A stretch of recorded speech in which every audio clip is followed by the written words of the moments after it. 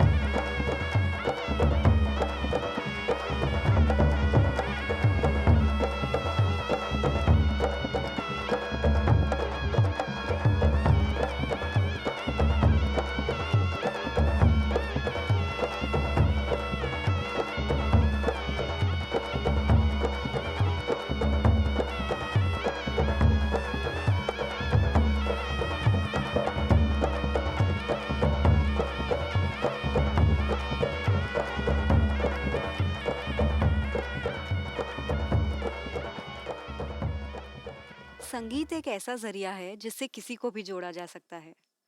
जैसा कि आप सभी जानते हैं, आजकल हमारा देश एक बहुत बड़ी महामारी से उभर रहा है। और अगर ऐसे में हम कला को आगे नहीं रखेंगे तो कब रखेंगे? इसी सोच को कायम करते हुए अनहद फाउंडेशन ने एक नई पहल स्टार्ट की, जिसका नाम है वैक्सीनेशन की गूंज। इस योजना में हमने कलाकारों से बोला कि वो टीकाकरण के महत्व पे हमें एक गाना बनाकर भेजें। और जितने कलाकारों ने हमें ये गाने भेजे, उन सभी प्रतिभागियों को राशन किट बांटे गए। इसके अलावा जितने कलाकारों को कोविड की वैक्सीन लगी थी, उन सभी को 500 रुपए की धनराशि भी प्रदान की गई।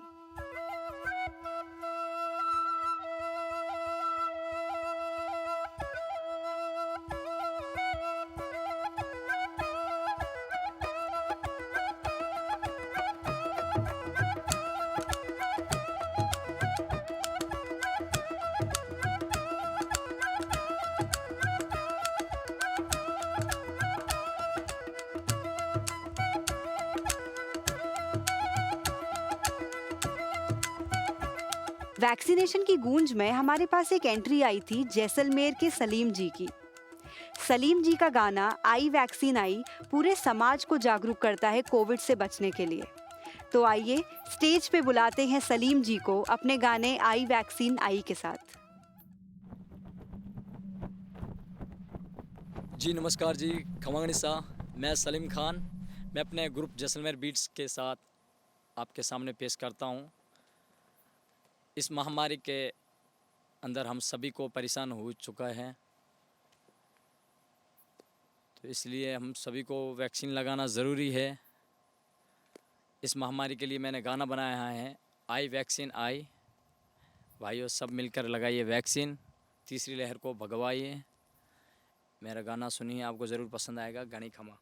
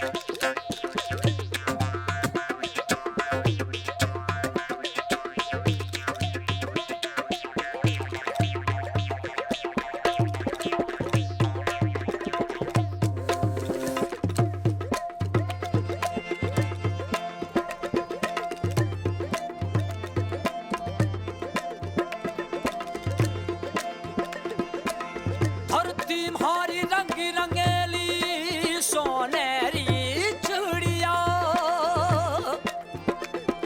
हो देखण रो मनो पड़ियो भारत मारो देश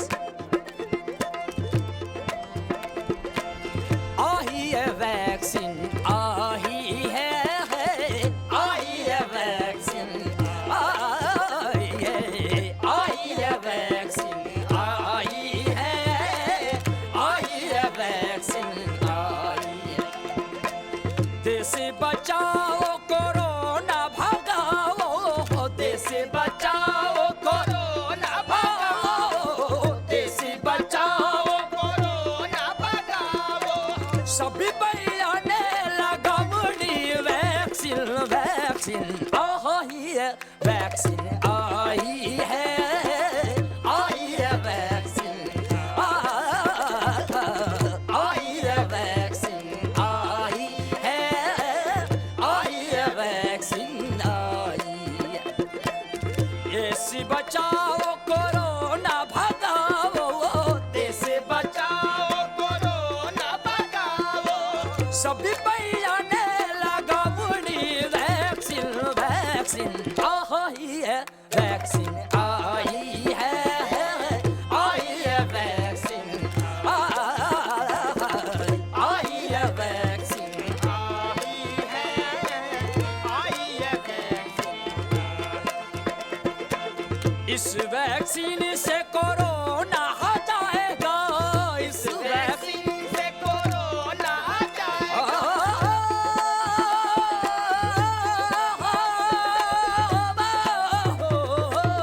इस वैक्सीन से कोरोना हटाएगा इस वैक्सीन से कोरोना हटाएगा तीसरी लहर नहीं आएगी नहीं आएगी आई है वैक्सीन आई है वैक्सीन आई है वैक्सीन आई है वैक्सीन आई हाथ दो कर मुंह बंद कर हाथ दो कर मुंह बंद कर हाथ दो कर मुंह बंद कर 2 गज की दूरी में रहना 2 गज की दूरी में 2 गज की दूरी में रहना 2 गज की दूरी में रहना 2 गज की दूरी में रहना सभी बयान कहनो है सभी बयान कहनो है सभी बयान कहनो है सभी बयान कहनो है लगावनी लगावनी लगावनी लगावनी लगावनी लगावनी लगावनी ये जरूरी है वैक्सीन वैक्सीन आई है वैक्सीन आई है वैक्सीन आई है वैक्सीन आई है वैक्सीन आई है वैक्सीन आई है vaccine I O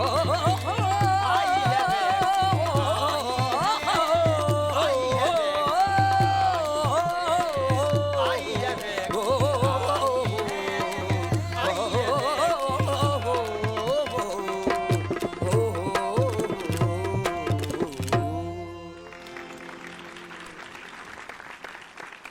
Come on.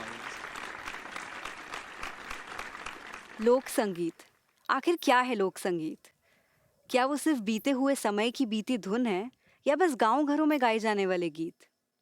लोकगीत लोक का संगीत है। संगीत का एक ऐसा हिस्सा जो बीते हुए और आने वाले कल को जोड़ता है। संगीत का एक ऐसा हिस्सा जो लोगों से है और लोगों का है।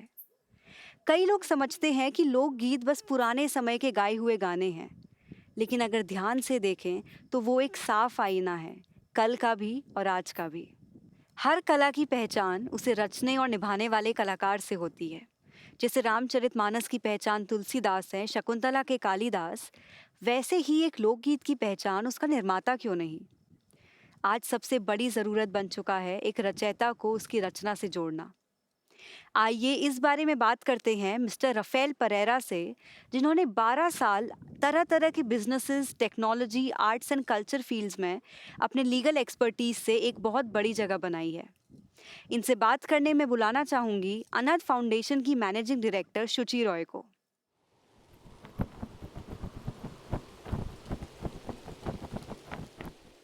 हाय रफेल। हाय शुचि, बहुत ही बढ़िया परफॉर्मेंस था सलीम खान और ग्रुप का। और मैं ये देखकर बहुत खुश हूं कि कलाकार अपनी कला के द्वारा वैक्सीन ड्राइव का अवेयरनेस बढ़ा रहे हैं। Thank you. और उसके लिए मैं अनाथ फाउंडेशन को बहुत बहुत थैंक यू कहना चाहता हूँ। Thank you so much. तो शुचि जी बताइए, आपको क्या जानना था? मुझसे बहुत से कलाकार यहाँ पूछ रहे हैं कि वो अपनी कला को अपना नाम कैसे दे सकते हैं और कैसे उसका शोषण होने से बचा सकते हैं। शुचि जी, एक चीज है जिसे जानकर और जिसका इस्तेमाल करके कलाकार अपने कला को अपना नाम दे सकते हैं जी। और शोषण होने से भी बचा सकते हैं, और वो चीज है कॉपीराइट।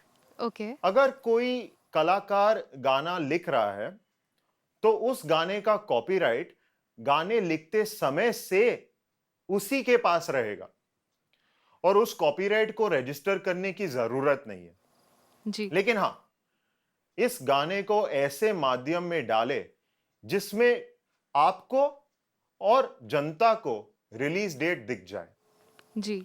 और शुचि जी, एक और बात, यदि आपकी अनुमति के बिना आपके गाने का उपयोग हो रहा है तो लोगों को या सोशल मीडिया एप्स या जरूरत होने पे अधिकारियों को सूचित करें। जी। ये हक आपको कॉपीराइट द्वारा प्राप्त है। बहुत बहुत धन्यवाद Raphael. Thank you very much Shuchi ji, and congratulations. कहते हैं कि सुर मासूम होते हैं, वो इधर उधर भटकते हैं और जिससे मिल गए उसके बन जाते हैं। लोकगीत को ध्यान से देखें तो ये भटके हुए सुर ही आपस में मिलकर हमें एक खंबे पे खड़ा करते हैं जिस पे संगीत जिंदा है। लोक संगीत के कई रंग हैं, उनमें से 4 रंगों की बातें आज हम करेंगे। सबसे पहला रंग है हमारे सिद्धांत। लोक संगीत एक माध्यम है सिद्धांतों और मूल्यों को आगे बढ़ाने का। इस पहले रंग को और गहराई से समझाने के लिए मैं बुलाना चाहूंगी बग्गा खान जी को, जो अपने गाने बावरिया थारों से हमें बताएंगे कि कैसे एक अच्छा इंसान बनने के लिए, अच्छा जीवन जीने के लिए साफ मन होना बहुत जरूरी है।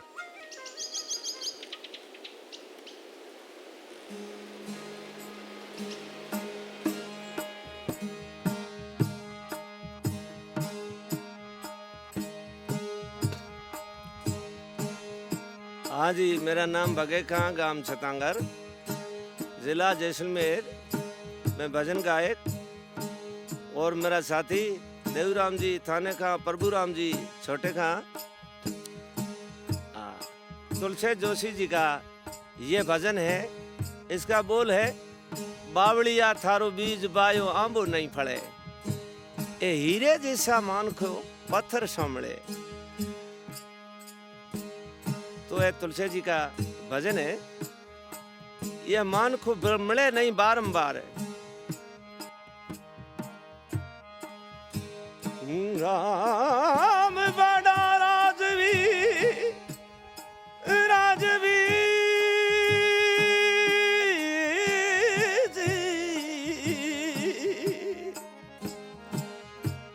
राम बड़ा रे राजवी पत के राखण हार।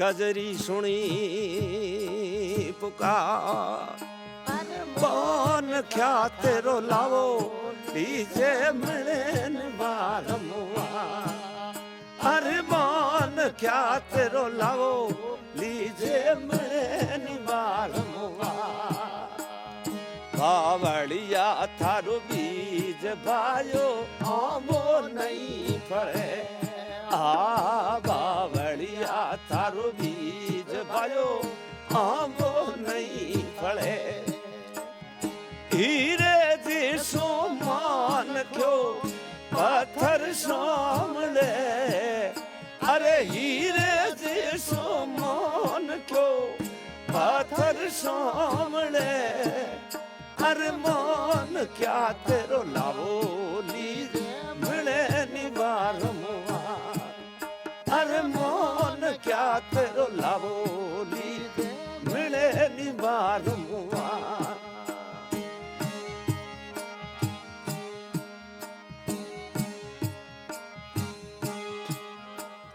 मिले निवार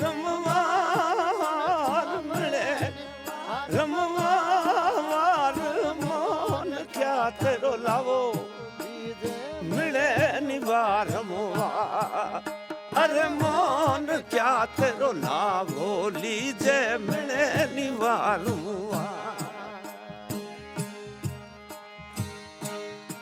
आज ही दूसरा बोल है केसर ने कस्तूरी मूर्ख तेल सौ तले मोती जैसा दाना मूर्ख घरटी में दले ये मान को पदार्थ हीरा मोती है उसकी पहचान को नहीं पा रहा है तो घरटी में दलना शुरू कर दिया है केसर ने कस्तूरी मूर्ख तेल सौ तले केसर ने कस्तूरी मूर्ख तेल सौ तले मोती जैसा दाना घरटी मोदड़े अरे मोती जैसा दाना मूर्ख घरटी मोदड़े अरे मान क्या तेरो लाओ मिले निवार मुआ अरे मान क्या तेरो लाओ लीजे मिले निवार मुआ मिले निवार मुआर मनड़ा मिले निवार मोन क्या तेरो लाओ लीजे मिले निवार मुआ अरे मोन के रो लाओ अरे मिले निवार मुआ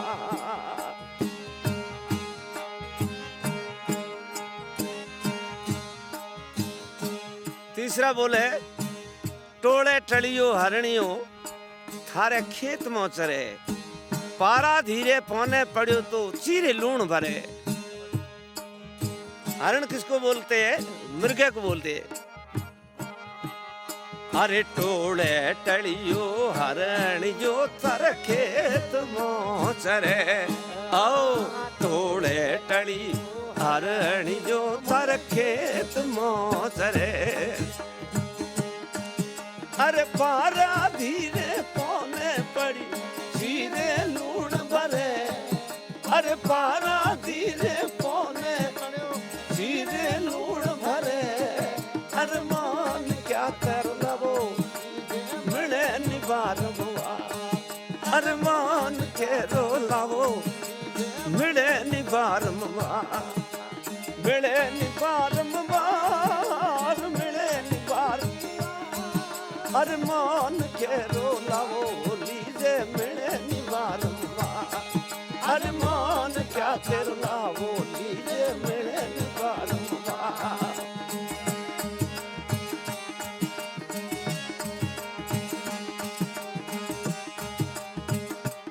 आज ही लास्ट बोल है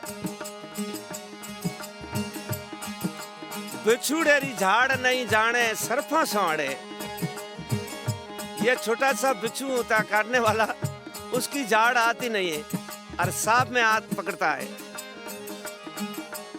बिछुड़ेरी झाड़ नहीं जाने सरफा साड़े ए तुलछो जोशी बोलिया जमरी फास टले बचूड़ेरी झाड़ न जाने सरपो सो अड़े आओ बचूड़ेरी झाड़ न जाने सरपो सो अरे तुलजो जोशी मोलिया जमरी फांस टले अरे तुलजो जोशी मोलिया जमरी फांस टले अरे मान क्या तेरे लावोली मिले निबार मवा अरे मान के रो लावो मिले निबार मवार मिले निबार बार मान के रो लावो मिले निबार मवार बोलवान क्या तेरे लावो दीजे मिले निबार मवार अरे मान के रो लावो मिले निबार मवार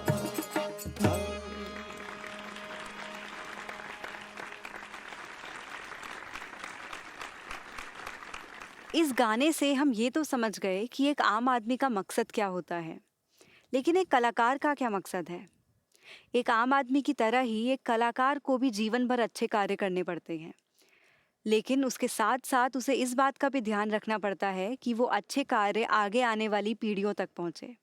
एक कलाकार के दायित्व को और अच्छे से समझाने के लिए मैं बुलाना चाहूंगी मिस्टर संजय पुरोहित को, जो कई सालों से सोशल एंटरप्रेन्योर्स के साथ काम करके एक ऐसे समाज का निर्माण कर रहे हैं जहां पे सामाजिक क्षेत्र और विकासीय क्षेत्र में दूरी ना हो। इनसे बातचीत करेंगी शुचि रॉय।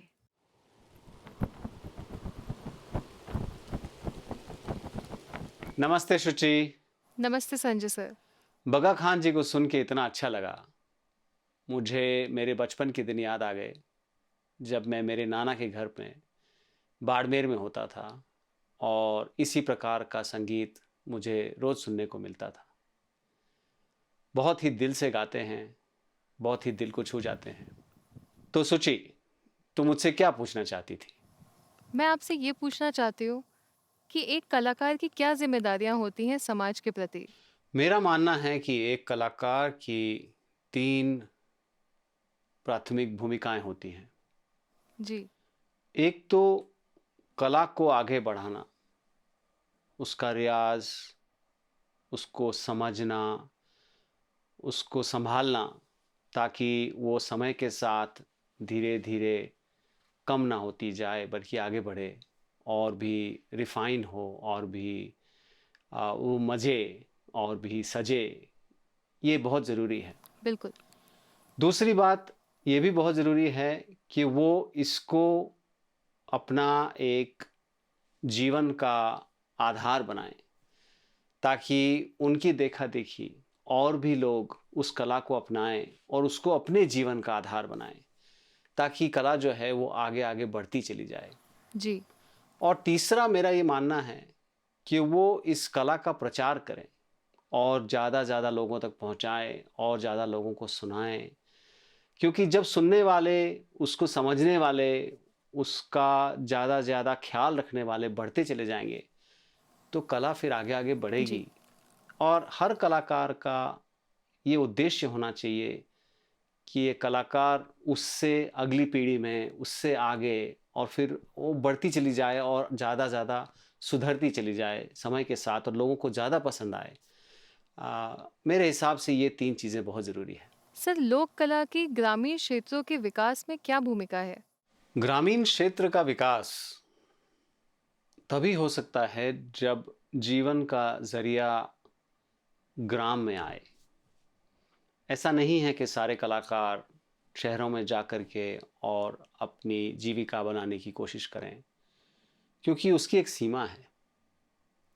जहाँ हैं वहीं पर अपनी कला को प्रदर्शित करें और लोगों को बुलाएं, उनको अट्रैक्ट करें, जी। टूरिज़्म बुलाएं और अलग अलग तरह के जो डिफरेंट मीडिया इंडस्ट्री है उनको बुलाएं। और जो ग्राम में सेटिंग होती है, जो वहाँ का माहौल होता है, जो वहाँ का मौसम होता है, जी।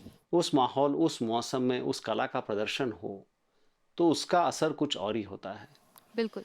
इसलिए कला और कलाकार का ये कर्तव्य बनता है कि वो बाहर जाएं, अपनी कला का प्रदर्शन करें और बाकी सबको आमंत्रित करें कि वो ग्राम में वापस आकर के जहाँ पर ये कला है, जहाँ पे इसकी उत्पत्ति है, वहाँ पर उसका विकास हो, वहाँ पर उसका चलन हो, वहाँ पर और लोग सीखें, वहाँ आकर के लोग सीखें, जी। वहाँ गुरुकुल बने, वहाँ लोगों को ऐसा लगे कि यहाँ पर इस कला का स्थान है। टूरिस्ट आए, चाहे मीडिया इंडस्ट्री आए, चाहे मूवी इंडस्ट्री आए, चाहे कल को म्यूज़िक इंडस्ट्री आए, ना कि कलाकार को ले जाएं शहरों में और वहाँ अलग ही सेटिंग है, अलग ही माहौल है, उस माहौल में उसको परफॉर्म करवाएं। उससे क्या होता है कि वो जो कला का सोल है, जो स्पिरिट है, जो उसकी आत्मा है, वो तो पीछे छूट जाती है गांव में और सब लोग पहुंच जाते हैं शहर में और वहाँ पर उस सेटिंग के अंदर हम कलाकार से परफॉर्मेंस कराते हैं। तो मेरा ये मानना जी। है कि कला का विकास और ग्राम का विकास तभी हो सकता है जब लोग उस कला को उसके स्थल पर, उसके ग्राम में जाकर के देखें। बहुत बहुत शुक्रिया सर। बहुत बहुत आपका धन्यवाद कि आपने ऐसे कलाकारों को हमारे सामने पेश किया। संगीत जगत का एक बहुत ही अनमोल रतन है सूफी, जिसे सॉन्ग ऑफ द सोल यानी रूह का संगीत भी कहा जाता है। सीधा दिल से निकलकर दिल तक पहुंचने वाले संगीत जो एक व्यक्ति को आध्यात्म का रास्ता दिखाता है। आध्यात्म ही है लोक संगीत का दूसरा रंग, जिसे सकूर जी अपने नए अंदाज में प्रस्तुत करेंगे। गाने का नाम है जी जल्दी और ये एक ऐसी लड़की की कहानी है जो दुनियादारी की उलझनों से छुटकारा पाके अपने गुरुजी के दिखाए हुए मार्ग पर चलना चाहती है।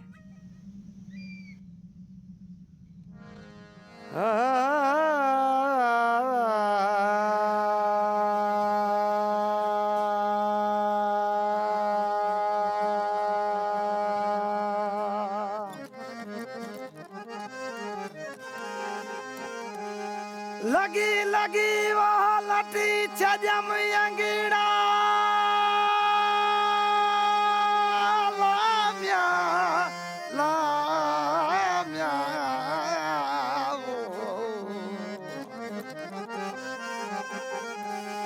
लगी लगी वह लटी छजम अंगड़ा पैखणा ज पसा पैखणा ऐं पसा पसण खातर प्रिय जे।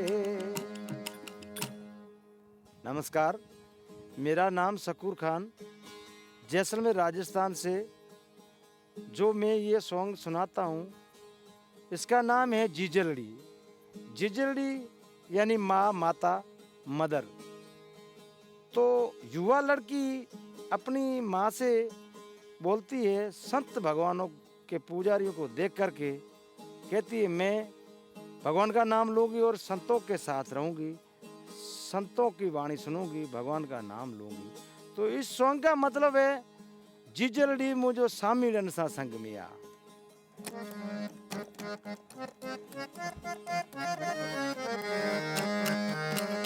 आए मुझी जिजलड़िया सामीरन सा संग मिया।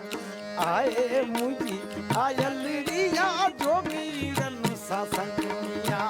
सामीरन सा संग मुही जो मोयो वजन था मन मिया। सामीरन सा संग मुही जो मोयो वजन था मन मिया। आए मुझी जिजलड़ी जोगीरन सा संग मिया। आए मुझी आयलड़िया सामीरन सा संग मिया।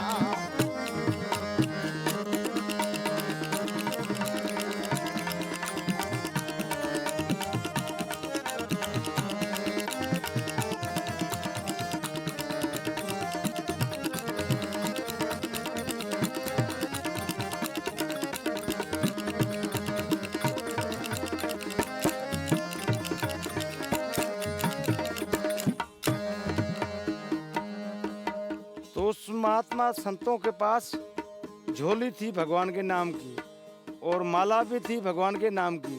उसके अंदर किस्सा भी था। उस लड़की ने पूछा संतों से, ये क्या चीज है? तो ये भगवान की ही चीजें है सब।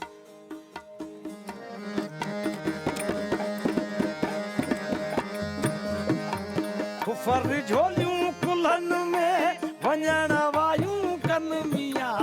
फर झोलियूं कुल्हन में वञण वायूं कन मिया। आए मुझी जिजलड़ी सामीरन सा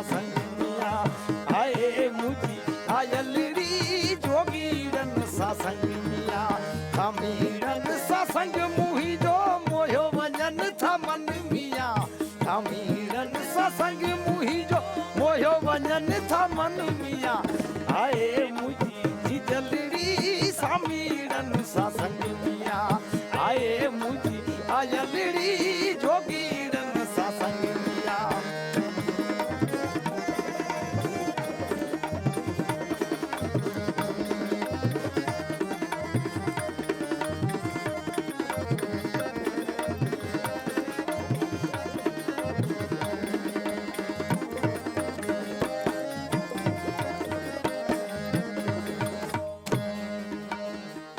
उस महात्मा संतों के पास सांप भी थे, तो सांप को देखकर कि वो लड़की पूछने लगी ये किस काम के, ये क्यों पकड़े है? तो ये भगवान के नाम के सांप भी भगत है, हमके साथ में चल रहे, ये भी भगवान का नाम लेने वाले हैं और हमारे साथ रहते हैं।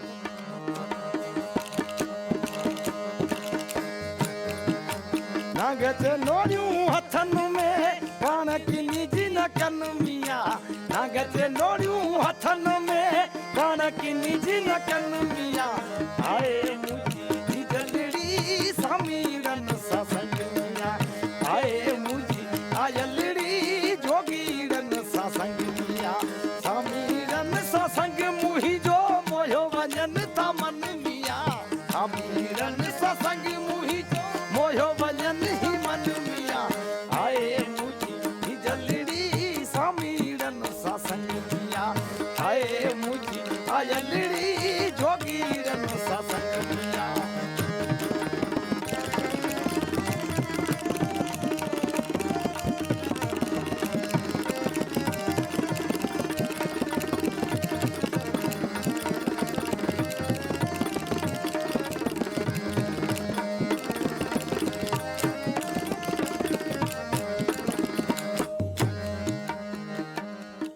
शायरी भिटाई साहब की है।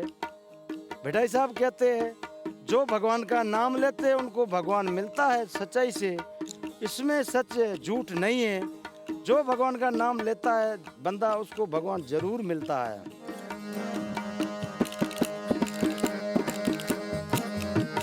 बिट्टी जो घोट लती बिचवे रावल देही ओ रंग मिया।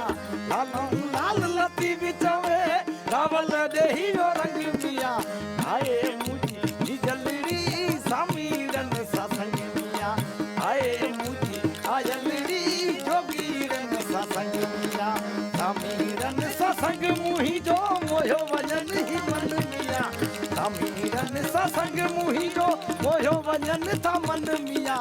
आए मुझी जलड़ी समीरन सत्संग मिया। आए मुझी आयलड़ी जोगीरन सत्संग मिया।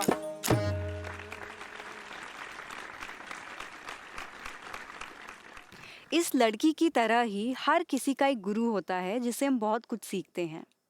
वैसे ही म्यूजिक इंडस्ट्री का गुरु है मुंबई। लेकिन मेरा ये सवाल है कि क्या एक सच्चे कलाकार के लिए एक शहर इतना ज़रूरी है? हमारे कलाकार सलीम जी तैयार हैं ये सवाल पूछने के लिए मिस्टर विवेक पॉल से। इनोवेशन और प्रोडक्ट डिज़ाइन से लेकर एंटरप्रेन्योरशिप तक मिस्टर विवेक पॉल ने 20 सालों से एंटरटेनमेंट इंडस्ट्री में रहकर हम सबको ये सिखाया है कि रास्ते में सिर्फ चला नहीं जाता बल्कि रास्ते बनाए भी जाते हैं।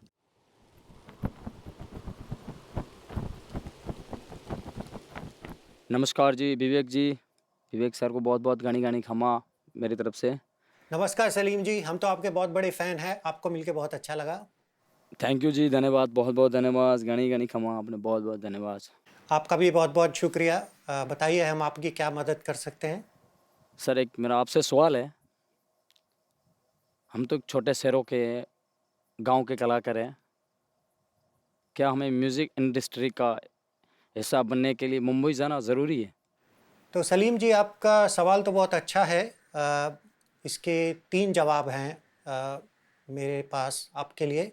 पहली बात तो ये कि आप म्यूज़िक इंडस्ट्री का तो वैसे भी हिस्सा हैं जब आप एक कलाकार हैं तो। धन्यवाद जी। वो आप छोटे शहर में हो या बड़े शहर में हो, उसका कोई फ़र्क नहीं पड़ता। जी। दूसरी बात कि क्या आप एक कलाकार हैं और दुनिया में सब जानते हैं कि आप एक कलाकार हैं, उसके लिए आपको मीडिया चैनल्स का यूज़ करना पड़ता है, इन्फॉर्मेशन जी। आपकी बाहर जानी पड़ती है। उसके लिए आपको एजेंट या मीडिया के थ्रू इन्फॉर्मेशन को उन लोगों तक पहुंचाना पड़ता है जो कि डिसीजन मेकर्स हैं, जिनसे आपको काम मिल सकता जी। है। उसके लिए आपको छोटा शहर छोड़ के बड़े शहर में जाने की ज़रूरत नहीं है, क्योंकि आजकल हमारे पास बहुत ऐसी चीज़ें हैं जिनके एक्सेस के थ्रू हम इंफॉर्मेशन पहुंचा सकते हैं, जैसे आपका मोबाइल फ़ोन के थ्रू या इंटरनेट के थ्रू या यूट्यूब या ऐसे बहुत सारे चैनल्स जो जी। हैं। तीसरी बात कि कमर्शियल सक्सेस के लिए जिसमें कि जब आप पैसे के हिसाब से सोचते हो और फेम के हिसाब से सोचते हो, तो ऐसा काम जो बड़ी इंडस्ट्री एक बड़े शहर में करती है, उसके लिए हाँ, आपके लिए ये ज़रूरी हो जाता है कि आप उस इंडस्ट्री में, उस शहर में जाके काम करें जहाँ से आपको नेम, फेम और सक्सेस ऐसी सब चीज़ें प्राप्त हो सकती हैं। जी। तो मेरे ख़्याल से आपको ये चीज़ सोचनी चाहिए कि आप ज़िंदगी में किस स्थान पर हो और आपके क्या एस्पिरेशंस और गोल्स हैं जो आप अचीव करना चाहते हो, और उस डिसीजन मेकिंग को कि आप छोटे शहर में रहें या बड़े शहर में रहें, उस बेसिस पे लेना चाहिए। जी। और दूसरी चीज़ आपको ये हमेशा ध्यान में रखनी चाहिए कि लोक संगीत के आप जो कैरियर हो, आप हमारा जो लोक संगीत प्रांतों में है, जो आप दुनिया को प्रदर्शन करते हो, हमारी संस्कृति और हमारी जो जी। म्यूज़िकल आर्टिस्टिक क्रिएटिविटी है, वो आप बिना एक शहर छोड़े दुनिया में काफ़ी तरीक़ों से पहुंचा सकते हो। धन्यवाद विवेक जी। धन्यवाद सलीम जी, आपको मिलके और आपसे बात करके बहुत अच्छा लगा। धन्यवाद जी। सूफी गाने वाले मानते हैं कि सूफी एक जरिया है ऊपर वाले से मिलने का। सकूर जी के गाने से हमें ये तो पता चल गया कि आध्यात्म के रास्ते पे चलने से अंत में ऊपर वाले से मुलाकात हो ही जाती है। अब सवाल ये है कि इस जीवन में रहते हुए हम ऊपर वाले से कैसे रूबरू हों। सावन जी का गाना रंग ही रंग आपको ये सोचने पे मजबूर कर देगा कि अगर हम साफ मन से अपने अंदर ही खुदा ढूंढ सकते हैं, तो फिर बाहर हम अलग अलग रास्ते क्यों खोजते हैं।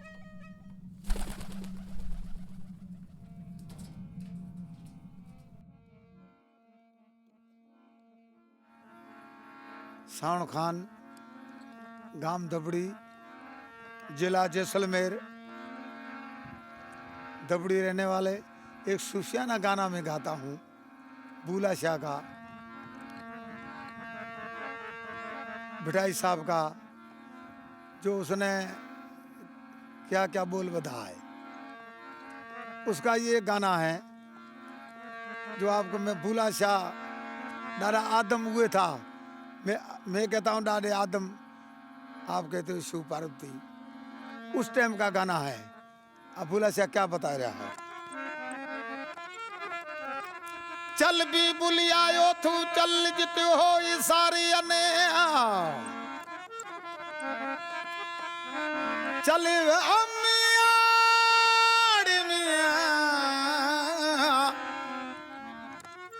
चल भी बुलियायो तू चल जित हो सारे अने, न कोई असां जी जात पछाणे पण न कोई असां को मने।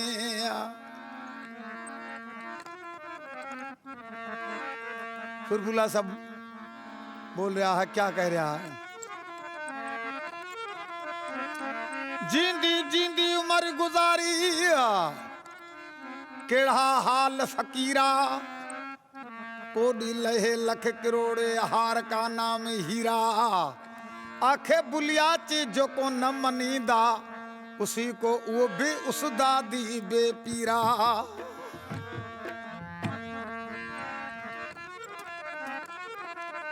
नमाज पढ़ल कम सी नानू, नमाज हो मियाड़ी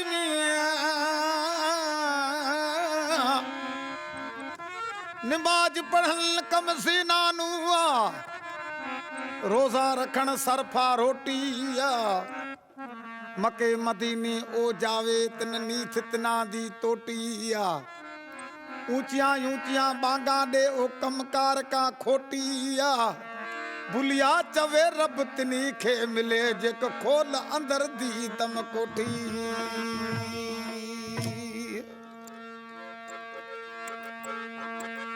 अंत बाहर दी खबर नगाजी रंगी रंग बनाया वे, अंत बाहर दी खबर नगाजी रंगी रंग बनाया वे। रंगी रंग बनाया एक आदमी बन आया, आदमी बन आया हो।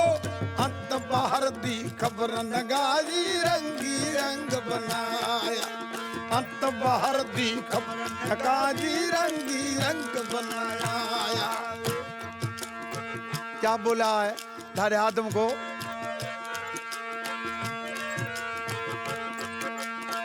बल का बल पुट आदम दे, आदम किसका जाया।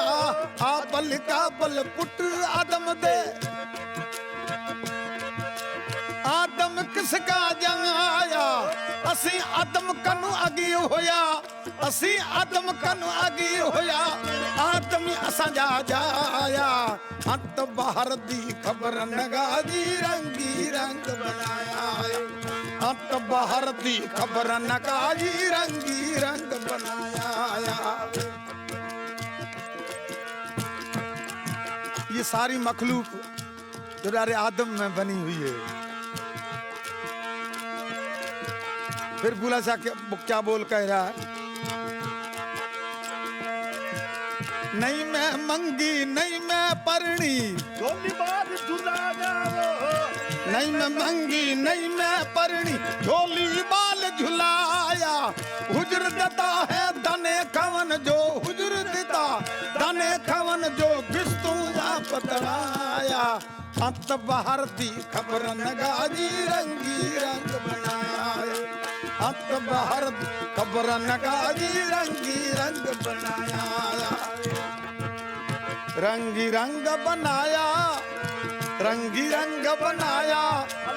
आदमी बन आया, आदमी बन आया हो।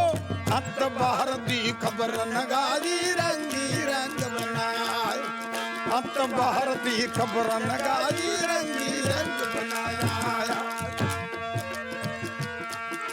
दादे आदम शादी नहीं की हुई, डाई पासल में बीबी हवा पैदा हुई।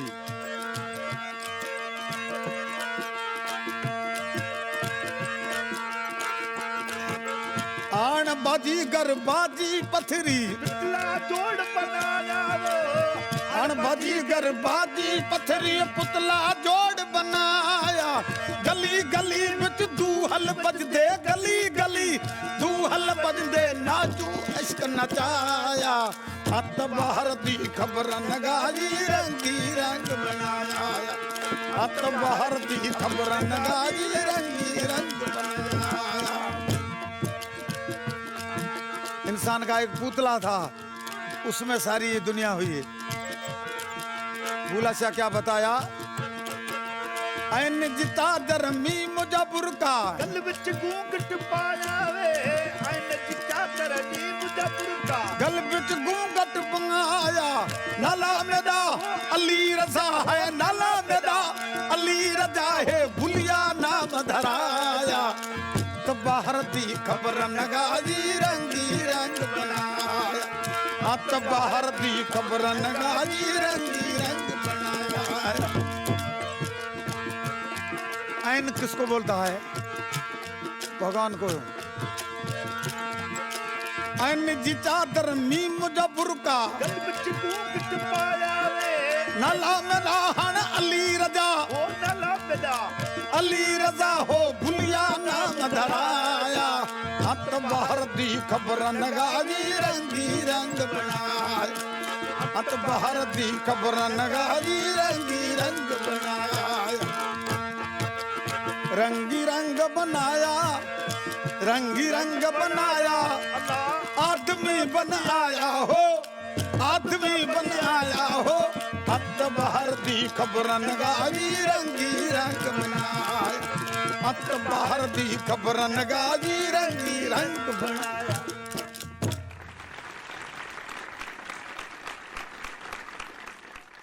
रंग ही रंग ने हमें अच्छा इंसान बनने के लिए प्रेरित तो कर दिया है, लेकिन क्या सिर्फ अच्छाई पे हम जिंदा रह सकते हैं? इस भागती दौड़ती जिंदगी में जितना ज़रूरी रवैया है, उतनी ही ज़रूरी रोटी भी है।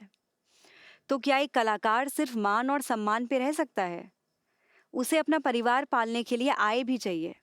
एक संगीतकार के लिए अपने रॉयल्टी के पैसे मिलना जितना उसका अधिकार है, उतना ही the Indian performing rights society (आईपीआरएस) की जिम्मेदारी भी।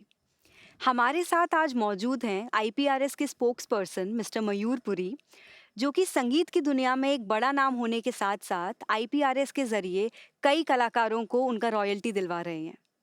उनसे हम बातचीत करेंगे और जानेंगे कि रॉयल्टी और आईपीआरएस का क्या महत्व है संगीतकारों के लिए।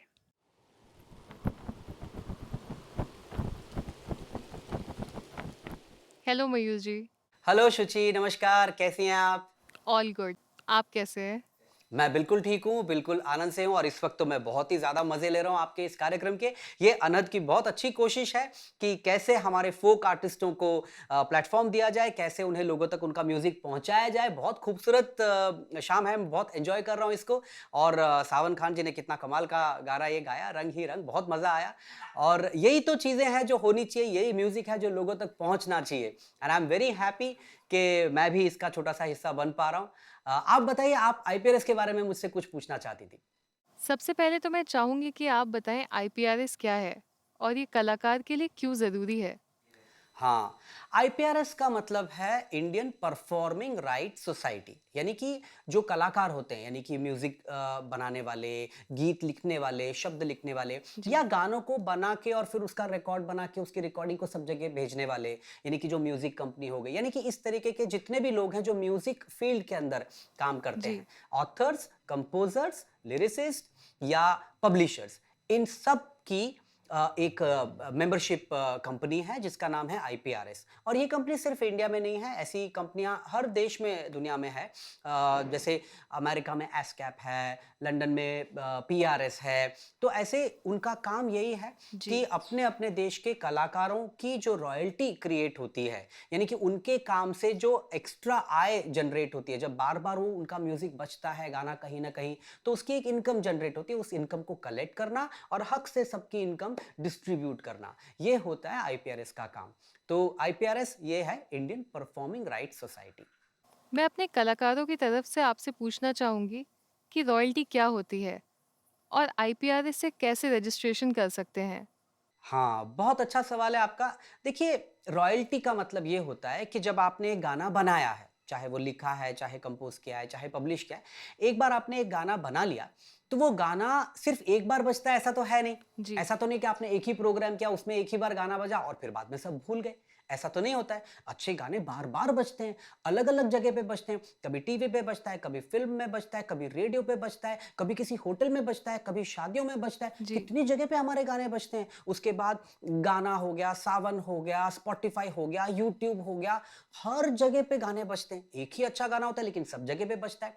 तो जब जब वो गाना बजता है, और एक बार नहीं कई बार बजता है, जब जब वो गाना बजता है तो लोगों को खुशी देता है।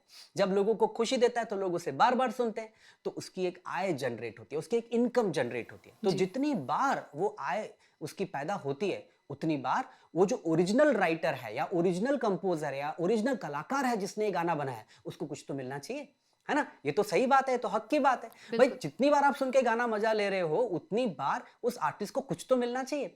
उसको बोलते हैं रॉयल्टी। वो जो कुछ है, वो जो थोड़ा थोड़ा थोड़ा करके हर जगह से इकट्ठा होता है और इकट्ठा होकर काफी अच्छा अमाउंट बन जाता है, उसे कहते हैं रॉयल्टी। और ये हर कलाकार का हक है, ये उसे मिलना ही चाहिए। जहां जहां पे गाना बजे वहां से उसकी थोड़ी आमदनी जनरेट हो और वो कलाकार तक पहुंचे, उसे कहते हैं रॉयल्टी। और आईपीआरएस का काम यही है कि इस रॉयल्टी को वो इकट्ठा करे और लोगों में बांटे। लेकिन ये प्रोसेस को आसान करने के लिए आईपीआरएस आपके लिए काम कर सके, इसीलिए आपको भी कुछ मेहनत करनी होगी। एक कलाकार होने के नाते आपको अपने गाने आईपीआरएस में रजिस्टर करने होंगे। आपको मेंबर बनना पड़ेगा, जो कि बहुत ही आसान है। आईपीआरएस की एक वेबसाइट है, आईपीआरएस की ऑफिस भी है।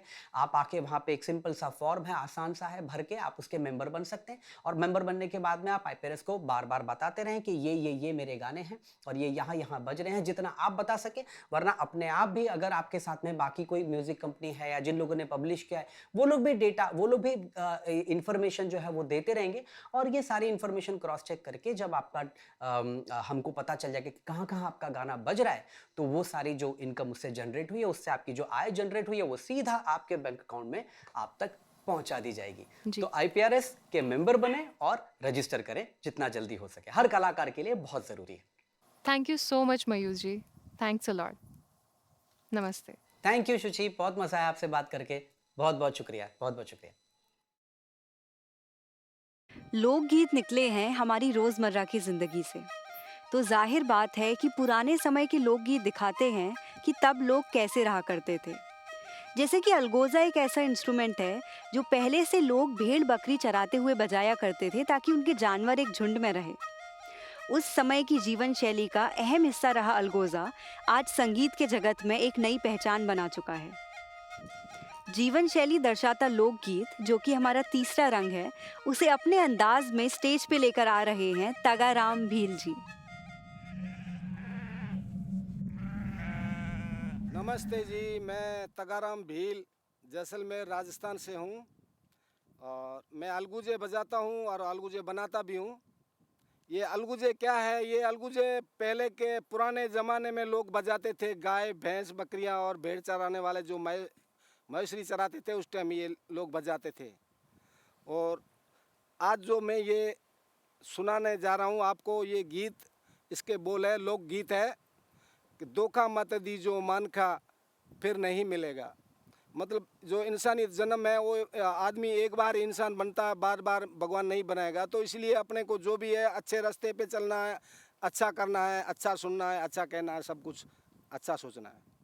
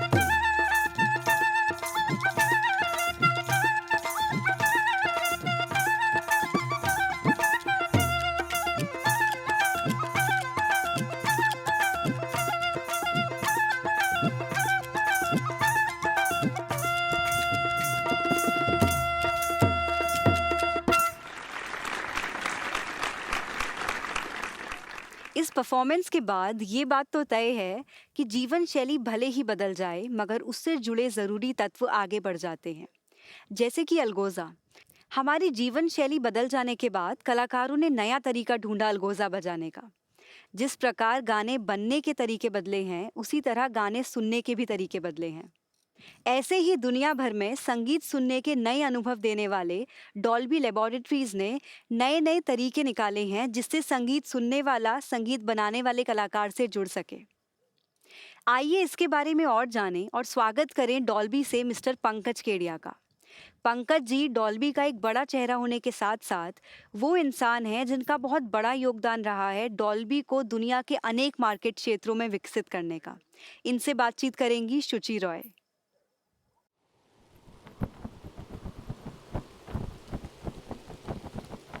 हाय पंकज जी।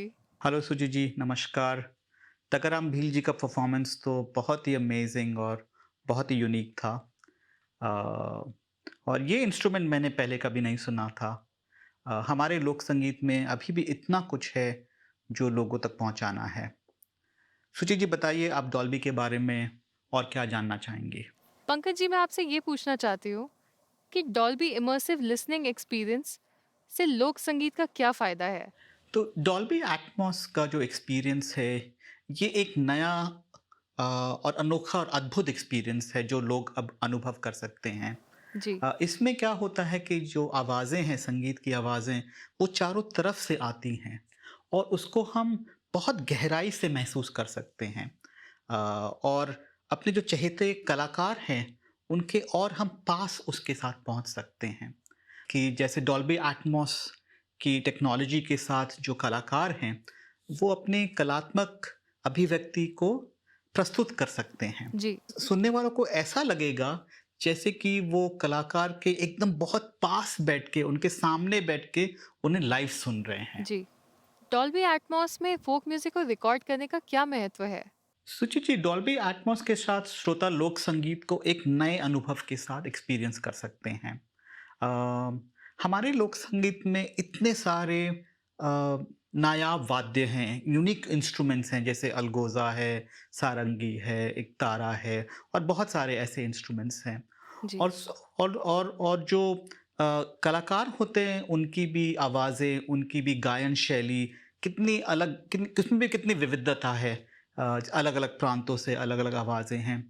और दूसरी बात यह है कि हमारा जो लोक संगीत है, उसकी परंपरा है कि हम वो गाँव में बाहर बैठ के खुले में गाया जाता है और हर इन्वायरमेंट, हर एटमॉस्फेयर का भी एक साउंड होती है।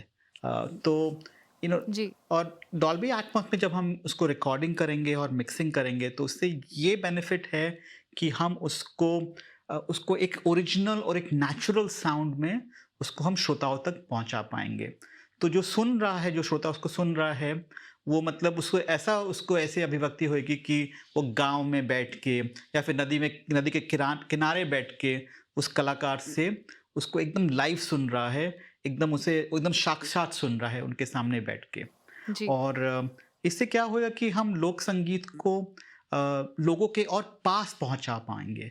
और अब ये भी हो रहा है, जैसे बहुत सारी जो म्यूज़िक स्ट्रीमिंग सर्विसेज हैं, जैसे एप्पल म्यूज़िक है, वो अब डॉल्बी एटमॉस को सपोर्ट कर रही हैं।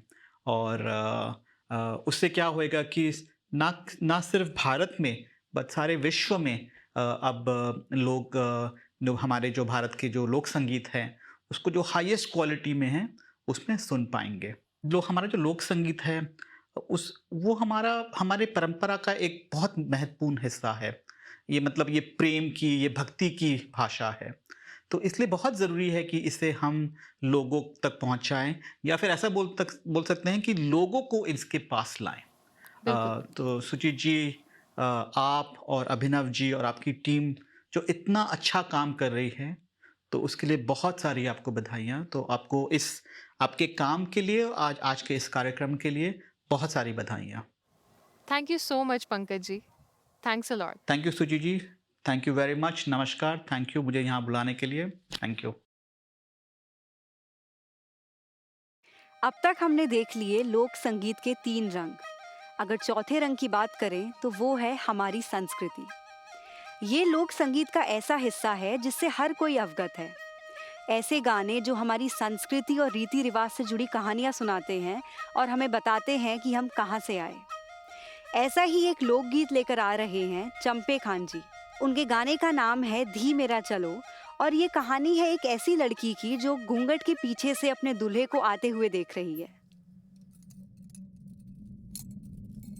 नमस्कार खमागणी, मैं हूं चंपे खान और अभी मैं आपको जो सुनाने जा रहा हूं धी मेरा चालो, ये एक शादी का सॉन्ग है और ये मैंने पहले भी गाया और आप लोगों ने इस गाने को बहुत ही प्यार दिया है, उसके लिए मैं तहे दिल से थैंक यू देता हूं। और अभी मैं सुना रहा हूँ और धीमेरा का जो मतलब है वो भी बताता हूँ, क्योंकि धीमेरा चालो ये गाना एक शादी का सॉन्ग है और जैसे ही वो दूल्हे राजा चलते हैं तो उनकी मैसेज है, उनको बोलती है प्लीज़ थोड़े से धीरे धीरे चलो। तो ये गाना एक शादी का है और मैं आपको ये थोड़े नए अंदाज में सुना रहा हूँ, पेश कर रहा हूँ। खमागनी।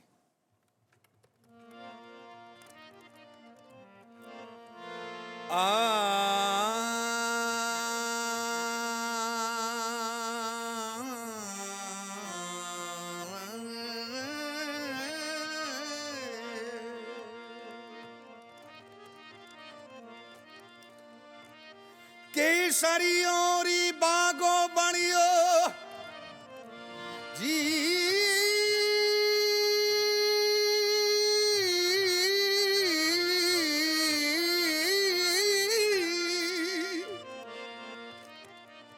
केसरियों री बागो बण्यो रे तुर रे तार हजार अरे पश्म धरारा पटवी रामा राज कंवा मोरे लाडड़ी ले नौरे खमा जी खमा मोर लाडड़ी ले नौरे खमा जी खमा थे तो धीमेरा चालो मोरे लाडड़ी ले नौरे खमा जी खमा मोर केसरी खमा जी खमा थे तो धीमेरा चालो धीमेरा चालो थे तो हड़ी रे आलो धीमेरा चालो थे तो हड़ी रे आलो अरे और केसरी रे नौरे खमा जी खमा थे तो धीमेरा चालो।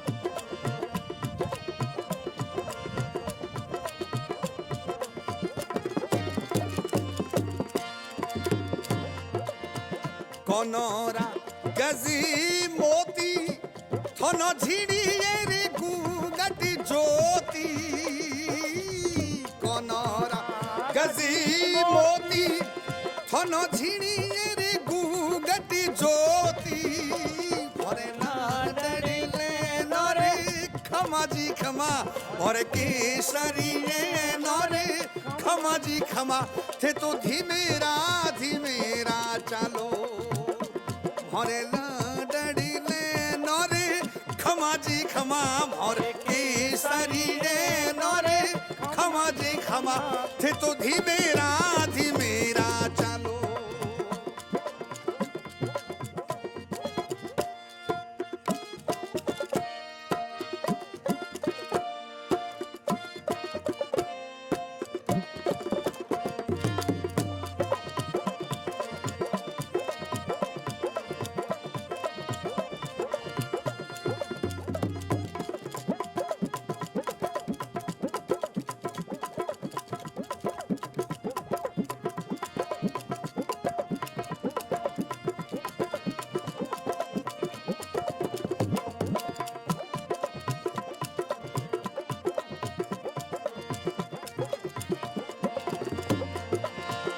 माता जी जुगी जिए वो थोड़ा घोड़ी यार पानी पिए माता जी जुगी जिए वो थोड़ा घोड़ी यार पानी पिए मोरे लाडड़ी ले नोरे खमा जी खमा मोर केसरी ले नोरे खमा जी खमा थे तो धीमेरा चलो मोरे लाडड़ी ले नोरे खमला रे खमला मोरे केसरी ले नोरे खमा जी खमा थे तो धीमेरा चलो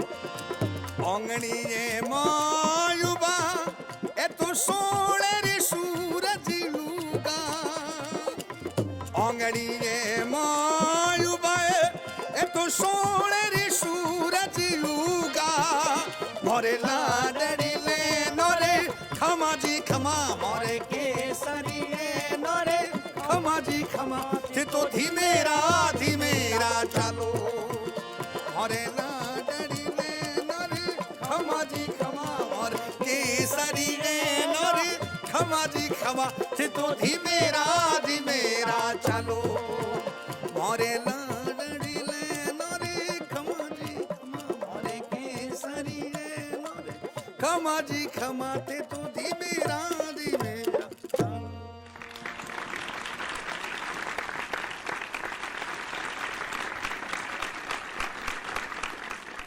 कहते हैं कि कला कभी नहीं मरती, वो पीढ़ी दर पीढ़ी आगे बढ़ती जाती है। इसी प्रकार एक कलाकार भी कभी खत्म नहीं होता, वो अपने हिस्से छोड़ जाता है अपनी कला में। अनहद फाउंडेशन के अटूट अंग रहे दापू खान जी भले ही अब हमारे साथ नहीं हैं, लेकिन उनके कमाईचे की धुन अभी भी हमारे कानों में गूंजती है और हमें लगता है कि वो हमारे आसपास ही हैं। अब मैं चाहूंगी कि शुचि रॉय और अभिनव अग्रवाल स्टेज पर आएं और दापू खान जी के साथ जुड़ी अपनी और अनहद फाउंडेशन की यादें सबके साथ साझा करें। 6 अप्रैल 2017 को हम पहली बार दिल्ली से जैसलमेर आए, उस कलाकार की तलाश में जिसकी अनेकों वीडियोस और फोटोज इंटरनेट पर थे। हम बहुत ही भाग्यशाली थे कि हम पहले ही दिन उन्हें ढूंढ पाए। उन्होंने हमें अपने गीत सुनाए, उन्होंने रिकॉर्डिंग करने के लिए हमें अपने घर बुलाया और संगीत स्वरूप हमें ढेर सारा प्यार दिया।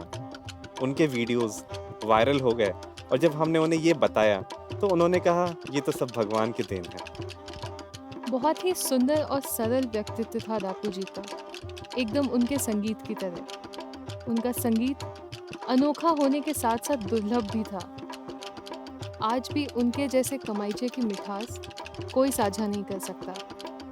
दापू जी हमारे बीच नहीं हैं, पर फिर भी हैं अपने संगीत के माध्यम से, और यही है संगीत की शक्ति। हमें बहुत खुशी होती अगर दापू जी आज हमारे बीच मौजूद होते और हम उन्हें उनकी रॉयल्टी का चेक दे पाते। आज उनके बेटे रिद्धू जी यहाँ पर मौजूद हैं और मैं गुजारिश करना चाहूँगा हिज हाइनेस चैतन्य जी का कि वो प्लीज़ कृपया मंच पर आएँ और उनको रॉयल्टी का चेक प्रदान करें। बोल पपैया मीठो पिया पिया पिया रत कावण दी एर गबो आई पी चरण बात हमारा शिवजी मारा होज में जैसे बड़े जले। दापू खान जी आने वाली पीढ़ी के लिए एक मिसाल के साथ साथ बहुत बड़ी प्रेरणा का स्रोत भी थे। उनकी धरोहर को आगे ले जाते हुए हमारे साथ हैं 3 नन्हे कलाकार जो दापू जी का प्रसिद्ध गाना मूमल अपने अंदाज में प्रस्तुत करेंगे। ये परफॉर्मेंस लेकर आ रहे हैं जैसलमेर बॉयज, छोटे से बच्चों का एक ऐसा ग्रुप जो संगीत के क्षेत्र में आए हैं अपनी मांगनियार कम्युनिटी की संस्कृति की वजह से। आइए देखते हैं जैसलमेर बॉयज का मूमल। नमस्कार, मागनी मैं शाहरुख खान अपने पूरे ग्रुप जैस्मिन बॉयज के साथ आपके बीच हूँ। अभी हम जो गाना गा रहे हैं वो है मुमल। तब्बू जी के सम्मान के लिए उनका प्रसिद्ध सॉन्ग मुमल।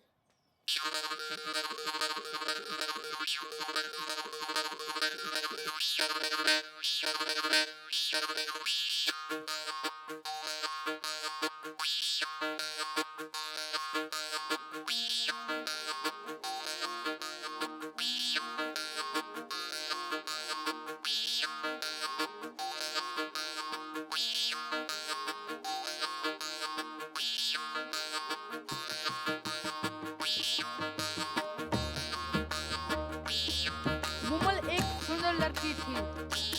उसने प्यार में शादी किया, किस कारण से वो बिछड़ गई। उसके पति राणा मेंद्रा ने उनकी याद में ये गीत गाया।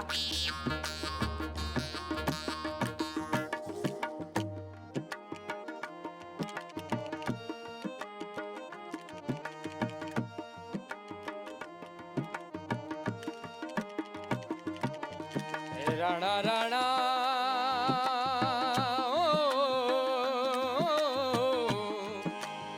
मुमल जिलमी ने दुर्वाण राणू अमर कोट। अरे लिखिया विदाता लेखड़ा ओ मुमल राणू मैंदरू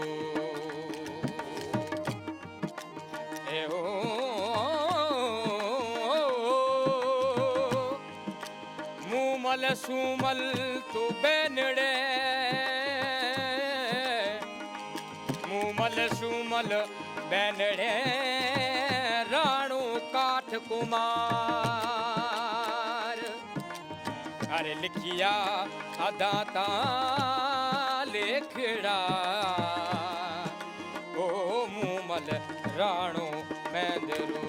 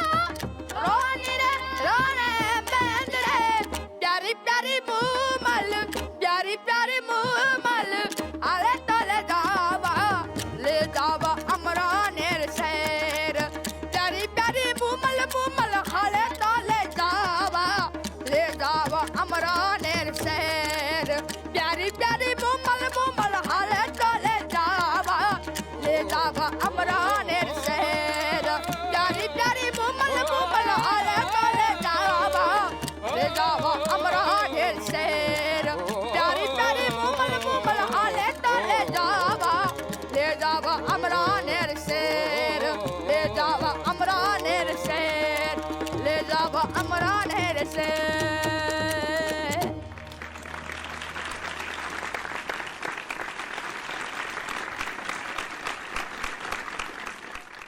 जैसलमेर एक ऐसा शहर है जहां सदियों से लोक संगीत की बहुत मान्यता है और आज के दिन भी जब आधुनिकता को अपनाने के लिए लोग लोक संगीत से पीछे भाग रहे हैं, इस छोटे से शहर में हजारों ऐसे कलाकार बसते हैं जिनकी रोजी रोटी लोक कला है। पुराने समय से राज दरबारों की शोभा बढ़ा रहे कलाकारों के विकास में जैसलमेर के राज परिवार का बहुत बड़ा हाथ रहा है। आज हमारे बीच मौजूद हैं हिज हाइनेस महारावल चैतन्य राज सिंह जी और मैं उनसे रिक्वेस्ट करूंगी कि वो प्लीज स्टेज पर आएं और अनहद फाउंडेशन के फाउंडिंग डायरेक्टर अभिनव अग्रवाल के साथ लोक कलाकारों को लेकर अपने अनुभव साझा करें।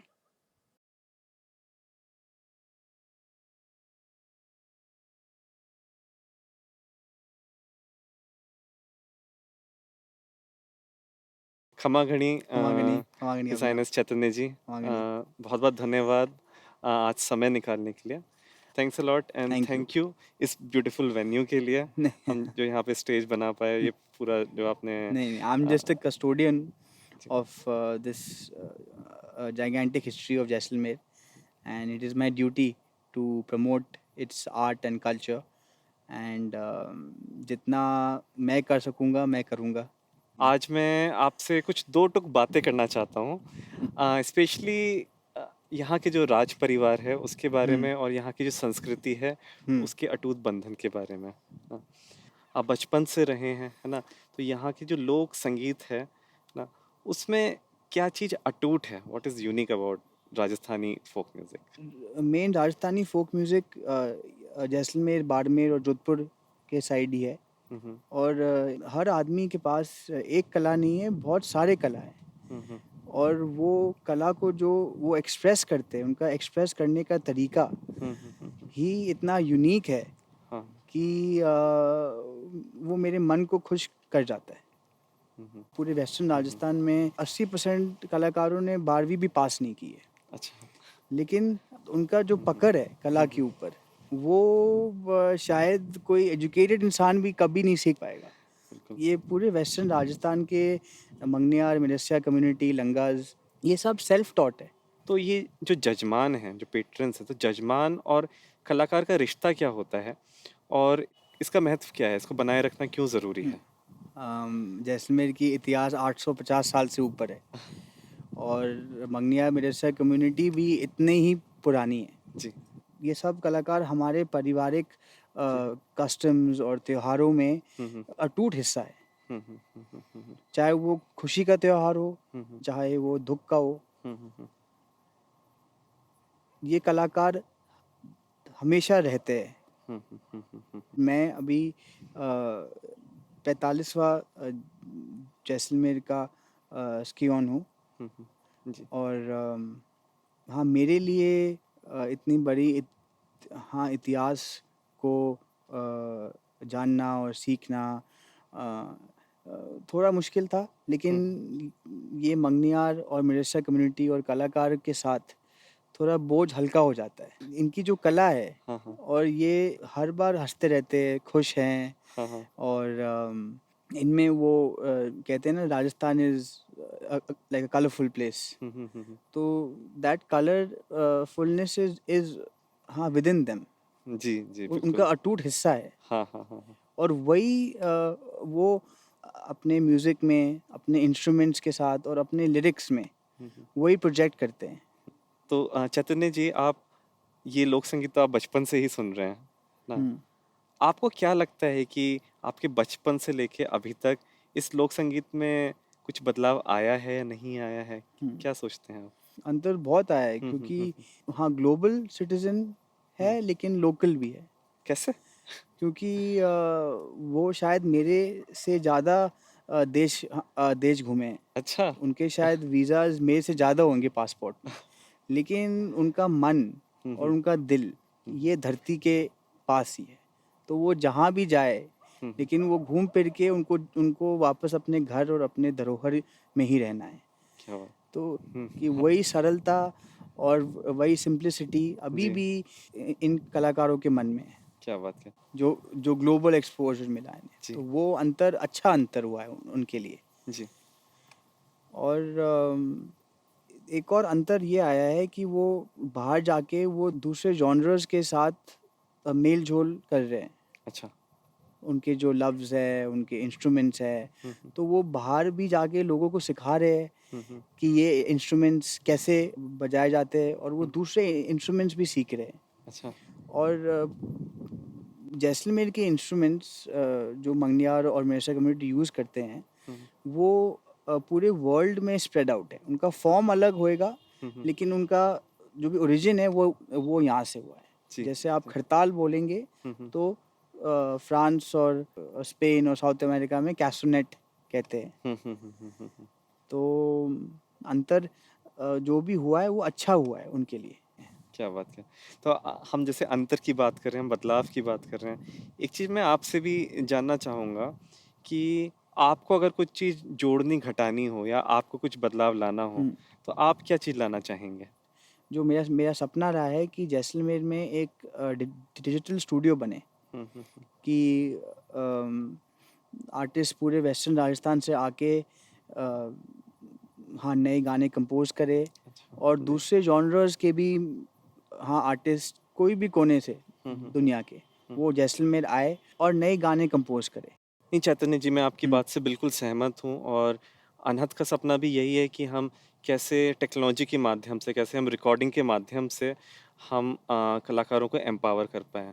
और मैं इस चीज़ का आपको वादा ज़रूर से करता हूँ कि हम इस सपने को साथ में मिलकर पूरा करेंगे और हम एक स्टूडियो जैसलमेर में पक्का से खोलेंगे। और खाली हम ही नहीं, मैं अपने जितने भी पार्टनर्स हैं उनका भी मैं शुक्रगुजार हूँ। डॉल्बी जैसी कंपनीज हमारे साथ आके जुड़ रही हैं ताकि हम लोक संगीत को लिसनर्स को उस तरीके से एक्सपीरियंस करवा सकें जैसे हम सामने बैठ के करते हैं। और साथ ही में जो हमारे दूसरे पार्टनर हैं IPRS, जिन्होंने इन संगीतकारों के जितने भी म्यूज़िकल रॉयल्टीज़ हैं, परफॉर्मेंस रॉयल्टीज़, उनके कॉपीराइट्स को संजो के रखने में जो मदद कर रहे हैं, इसमें भी मैं उनका बहुत ही ज़्यादा शुक्रगुजार हूँ कि मतलब वो इस चीज़ के लिए आगे आ रहे हैं। क्योंकि अगर हम खाली रिकॉर्डिंग्स कर करके छोड़ देंगे और उसका कुछ कॉपीराइट्स नहीं होंगे, कुछ मैकेनिज्म नहीं होगा कि रॉयल्टीज़ कैसे बने, तो ये सपना भी आधा अधूरा है। वो इकोसिस्टम भी पूरा कोलैप्स कर जाएगा। और ये जो गैप है, जो आनंद फाउंडेशन ने गैप को ब्रिज किया है, क्योंकि आर्टिस्ट के बीच और जो सुनना चाहते हैं उनके बीच बहुत सारे मिडलमैन थे। जी। और आर्टिस्ट को वो रियल बेनिफिट नहीं मिल रहा था। जी। वो लीगल रिप्रेजेंटेटिव नहीं मिल रहा था। आप लोग के प्लेटफॉर्म से उनको वो सेफ्टी मिल रहा है। ये सपना पूरा हो पाएगा जब तक NGOs, कॉर्पोरेट्स और ये टेक्नोलॉजी साथ में मिलके काम करेंगे। और आर्टिस्ट कम्युनिटीज़ भी। बिल्कुल कि आर्टिस्ट अगर वो एक साथ एक आवाज़, क्योंकि आर्टिस्ट कम्युनिटीज़ में because of certain caste issues बहुत ऊंच नीच है। आर्टिस्ट में ये ऊंच नीच होना नहीं चाहिए। मेरे ख्याल से रिकॉर्डिंग भी एक ऐसी चीज़ है जो इस डिफरेंस को ख़त्म करेगी। क्योंकि जब गाना बन के तैयार होता है तो सुनने वाला ये नहीं देखता कि किस कास्ट ने बनाया, वो तो गाना तो वही चलेगा जो मतलब जो अच्छा है। तो मुझे लगता है कि रिकॉर्डिंग और जो आप बोल रहे हैं कि रिकॉर्डिंग स्टूडियो बनाना, इससे अपने आप से ऑर्गेनिकली ये डिफरेंस ख़त्म होना शुरू होगा। तो चैतन्य जी धन्यवाद। नहीं, मैं आप सबका भी धन्यवाद देना चाहूँगा, ताकि आप आनंद फाउंडेशन ने इतना मेहनत की है 3-4 सालों में, और आप लोग की जर्नी जैसलमेर से शुरू हुई, तो ये आप लोग का घर है। और मैं बहुत आभारी हूँ कि आप इस कोरोना पीरियड में आपने इतने आर्टिस्ट को हेल्प किया है विद राशंस और विद उनको डिजिटाइज़ किया है इतने सालों में, ताकि इस पीरियड में लोग हाँ यही आर्टिस्ट को अपने घर में बैठ के हाँ सुन सके और देख भी सके। जी। Thank you. अनहद ने इन कलाकारों से वादा किया था कि इनकी रॉयल्टी का सारा अमाउंट इन्हें 100% प्रदान करेंगे, और आज इन्हें ये सम्मान निधि देते हुए हमें बेहद खुशी हो रही है। मैं रिक्वेस्ट करूंगी हिज हाइनेस महारावल चैतन्य राज सिंह जी से कि वो स्टेज पर आएं और आज की अवार्ड सेरेमनी आरंभ करें। आज हम उन सभी कलाकारों को पुरस्कृत करेंगे जो अनहद की फोक म्यूजिक डिजिटलाइजेशन का हिस्सा बने। इनकी रिकॉर्डिंग्स के जरिए ये कलाकार हर घर घर पहुंचे और इनके गानों को इतना प्यार मिला कि इनकी रिकॉर्डिंग्स इनके लिए कमाई का एक जरिया बन गई है। सबसे पहला अवार्ड और चेक हम देने जा रहे हैं बग्गा खान जी को, जिनके मधुर भजनों ने हमारे साथ साथ ऊपर वाले का भी मन मोह लिया है। बग्गा जी का गाना बावरिया थारो यूट्यूब पे 27 लाख से ज़्यादा बार पसंद किया गया है। बग्गा जी को बहुत बहुत बधाई।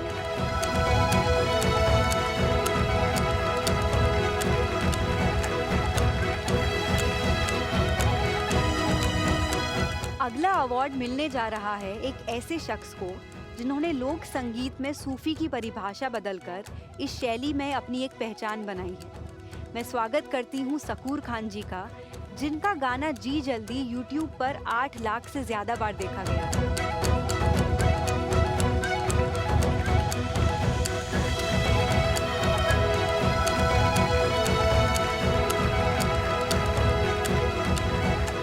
हमारे अगले अवॉर्डी हैं सावन खान जी, जो कि इतने बेहतरीन सूफी सिंगर हैं कि उन्होंने म्यूजिक इंडस्ट्री के बड़े बड़े कलाकारों के साथ काम किया है। मैं चाहूंगी कि सावन जी स्टेज पर आएं और अपना अवार्ड और चेक लें।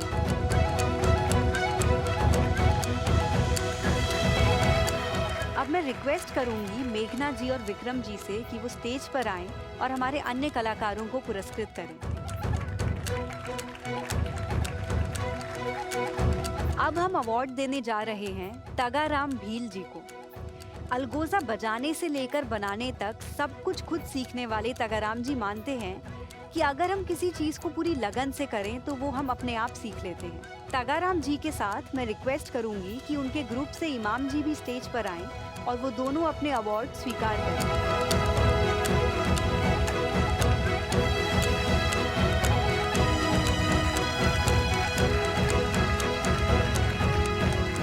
आज की शाम का आखिरी अवार्ड हम देने जा रहे हैं चंपे खान जी को। बचपन से सुरों के साथ दोस्ती निभाकर चंपे खान जी ने हमारे देश को दुनिया भर के कई मंचों में रिप्रेजेंट किया है।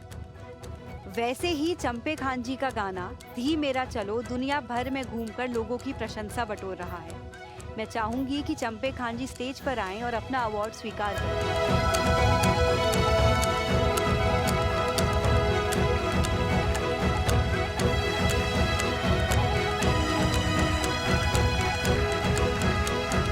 थैंक यू मेघना जी एंड विक्रम जी, जिन रंगों से हमारे लोक संगीत की पहचान है। आशा करती हूँ कि आगे आने वाली पीढ़ी इन रंगों को कभी फीका ना पड़ने दे। बस यही थी यूनिसन की एक कोशिश, और हमारी इस छोटी सी कोशिश का बड़ा हिस्सा बनने के लिए बहुत बहुत धन्यवाद।